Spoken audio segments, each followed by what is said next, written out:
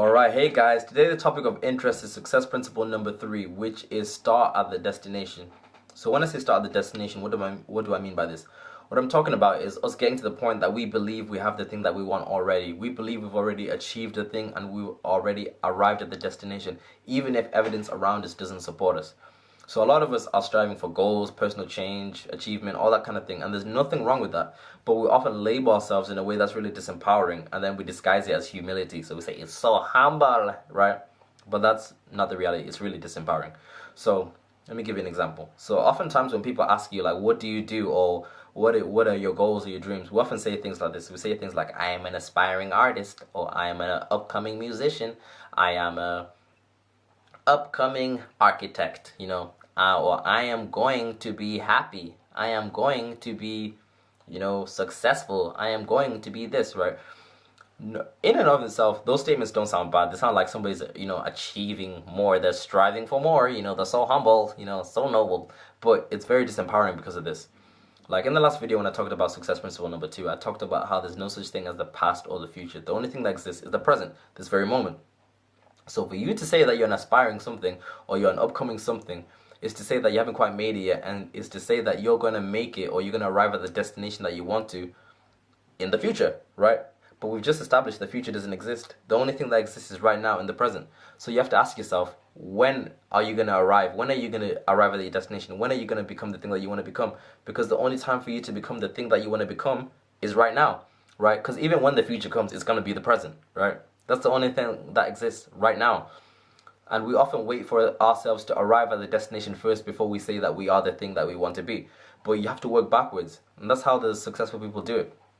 So if you look at Muhammad Ali, one of the greatest of all times, and one of his greatest quotes was this. He said, I always said I was the greatest before I ever was, right? He started off at the destination. He started off believing that he was a champion. And then from that place, he produced the results, right? It's the same thing, Conor McGregor as well. You can say what you want about him, but this guy understands this concept, right? Like before he does the fights, he always says things like, I'm going to knock you out in 3 rounds. How about that? Right? And he normally goes and he does it, right? He beats the guy up because he started off at his destination. He started off believing he's a champion. In his mind, he's already won the fight, right? And then he goes out and he normally does it, right? Same thing, Cristiano Ronaldo. When he first joined Manchester United, he was just a skinny child from Portugal who could do a few step overs, right? That's the reality he was. He was talented. We had no evidence to support that he was the best at the time. And then from that place of arriving at the destination, from that place of seeing himself as the world's greatest, he's gone on and achieved a whole bunch of crazy things, right? And arguably one of the greatest of all time as well, right? It works that way. It starts off with you arriving at the destination first, you being at the destination right now as a present, and then the results come, right? Which is why, like, when you watch those motivational posts, they always tell you, visualize the thing that you want, visualize.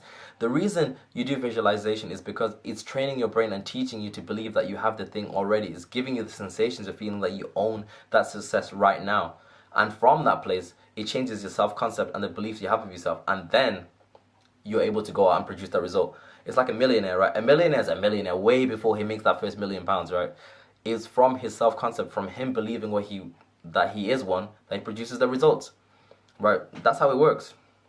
And we all produce, or we all achieve from the place of who we believe we are, basically.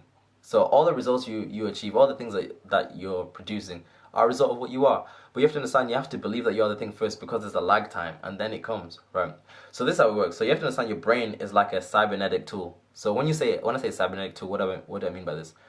A cybernetic tool is something that, let me give you a prime example of one. So it's like the aircon, right? When you set the temperature to a room, like, you get the thermostat and you press the button, you say like, I want it to be 25 degrees in this room, you press it. And the heaters and the coolers make sure that the room stays at that temperature. So for example, like, let's say you say, I want it to be 25 degrees in this room, and then somebody opens the door and a cold draft comes in.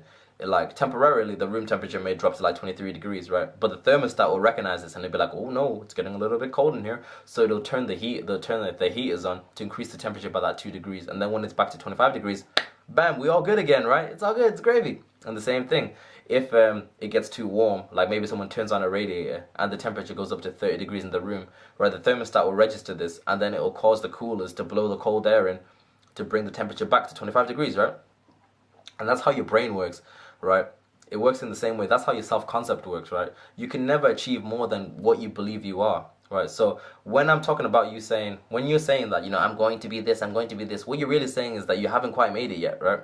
You haven't quite made it yet. And when you've got that self-concept in there, when you believe that you haven't quite made it yet, there'll come a point where there'll be a moment where you can define yourself, the moment where you can actually become the thing that you want to become, and you self-sabotage. You either self-sabotage or you do well and feel really uncomfortable and self-sabotage later down the line, because that goes against your self-concept. That goes against what you believe you are, right?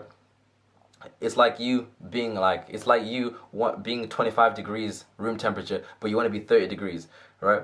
When the moment you come to the 30 degrees, right, your self-concept's at 25 degrees, it's going to be like, whoa, this is uncomfortable, I can't do this. And then the coolers will come on and you come right back down to what you believe you are, which is just an upcoming person, somebody who's on their way there, but not quite, right?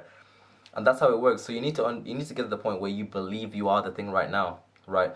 And you have to understand, even if like evidence around you saying that like you haven't made it, you're not a millionaire. Look at you, you're broke, whatever.